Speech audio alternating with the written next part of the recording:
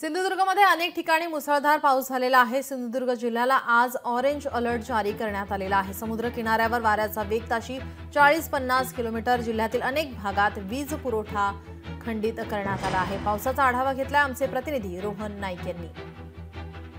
जिल्ह्यात काल रात्रीपासून मुसळधार पाऊस पडतोय। मी आता आहे कुडाळ शहरातील भंगसा नदीकडे। भंगसा नदीची स्थिती आपण पाहू शकता। मोठ्या प्रमाणात सह्याद्रीच्या पट्ट्यामध्ये मुसळधार पाऊस झाला काल रात्रीपासून, यामुळे इथली परिस्थिती आहे, पूरस्थिती थोडक्यात निर्माण झालेली आहे।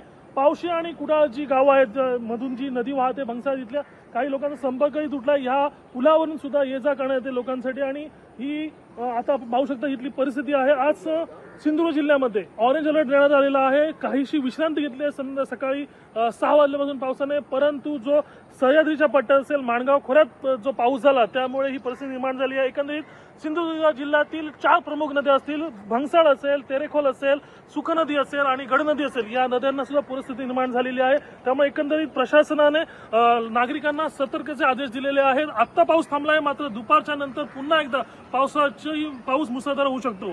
कॅमेरा पर्सन योगेश रोहन नाईक, लोकशाही मराठी, सिंधुदुर्ग। लोकशाही मराठी ऐका, पहा, जागरूक रहा।